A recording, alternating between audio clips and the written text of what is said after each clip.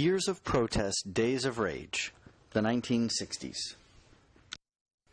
In the 1960 presidential election, the nation turned to John F. Kennedy, our youngest president to that point, a dashing and charismatic man who seemed perfectly suited to the dawning of the age of television.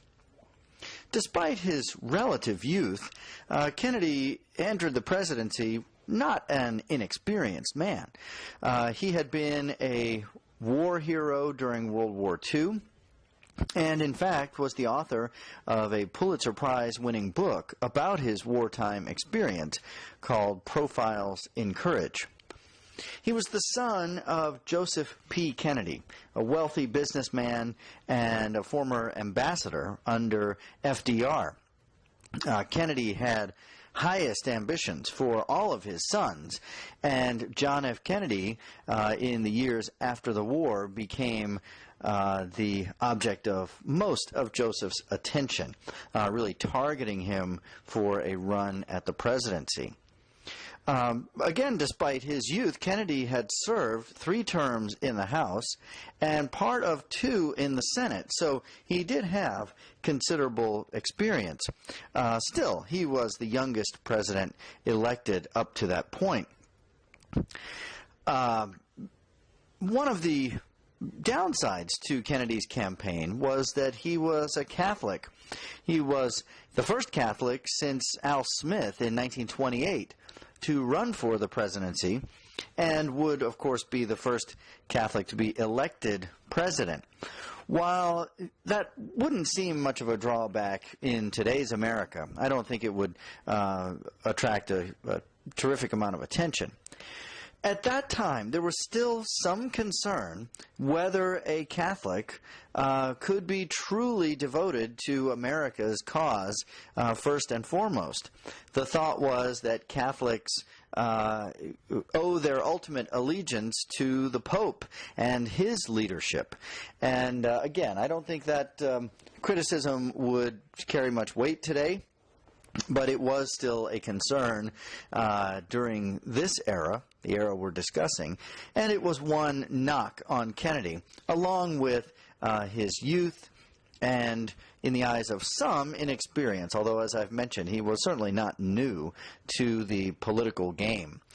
Kennedy also chose as his running mate Lyndon Johnson, the master politician from Texas, which would help to perhaps unite the nation geographically behind their campaign. Kennedy from Massachusetts, and now Lyndon Johnson from Texas. The campaign was incredibly close, and it seems to have hung on a series of 4 televised debates, which turned the tide in Kennedy's favor.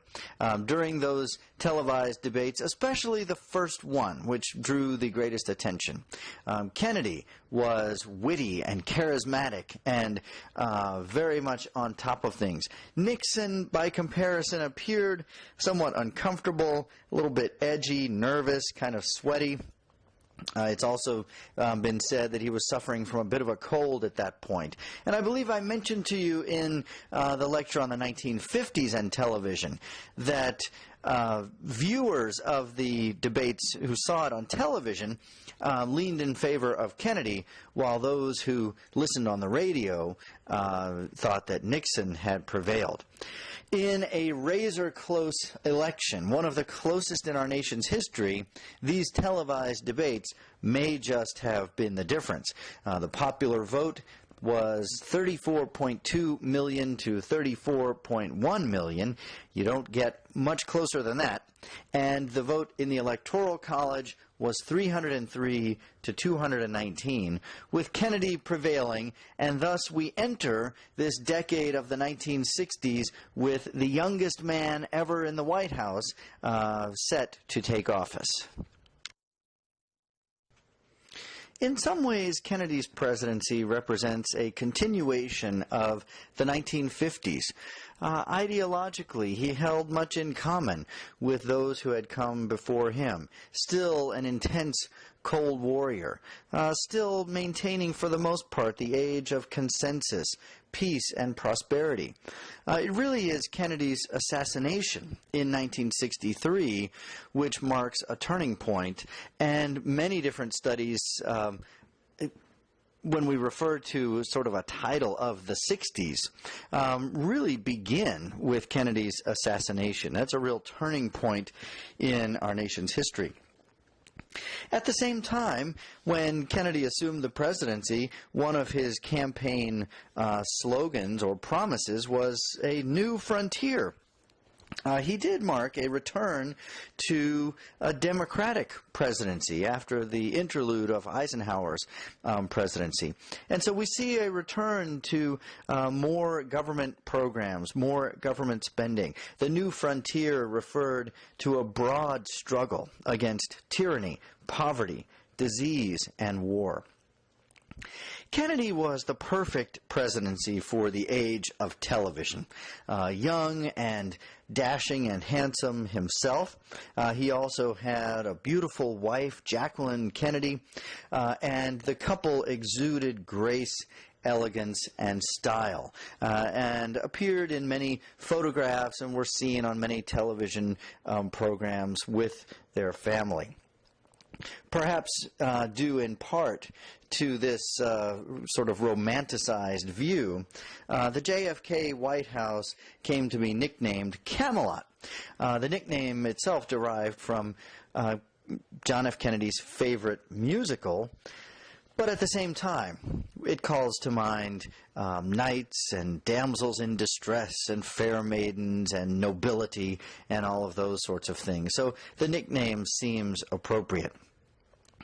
Kennedy surrounded himself by a group of young, brilliant intellectuals, scholars, and captains of industry.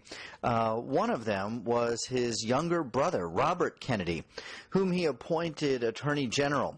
This raised a few eyebrows, and there were questions about nepotism, but Robert Kennedy proved to be a very capable official in his own right. And in fact, Robert Kennedy would run for the presidency himself in 1968.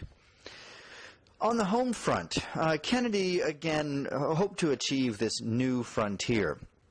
There was a return in some ways to some of the New Deal-like programs of FDR and Truman's era, raising benefits for the unemployed, raising minimum wage, increased federal spending on housing. Among these kinds of programs, Kennedy also doubled the budget for NASA. He had a great fascination for the space program, and Kennedy very famously made the pronouncement that by the end of the decade, the country would send a man to the moon and bring him home safely, a promise that, in fact, was fulfilled. And so this sort of government spending continued to goose the economy, and the economic prosperity of the 50s stretched into the early to mid-1960s. On the international front, we've talked about Kennedy's experiences in terms of diplomacy and how his presidency in many ways was consumed by the episodes in Cuba, the Bay of Pigs fiasco, and later the Cuban Missile Crisis.